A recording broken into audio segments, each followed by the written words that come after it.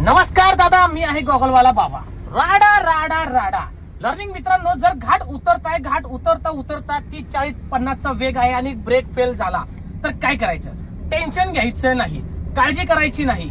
First काय करायचं, तुम्हाला लेफ्टचा आरसा बघून लेफ्ट इंडिकेट लावून गाडी थोडस साईडला घ्यायची. घेतली, त्याच्यानंतर तुम्हाला हजार्ड स्विच ऑन करायचे आहे. ओके, माझा सेकंड गिअर आहे, स्पीड आहे माझा 40च्या स्पीडवर मी गाडी कशी कंट्रोल करून दाखवतो पहा.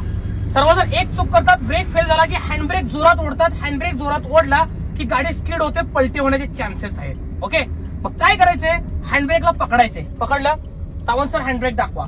हँडब्रेकचा जो बटन आहे तो दाबून धरायचा. धरला, माझा स्पीड आहे पाहू शकता 40, मी अजून वेग दिलाय.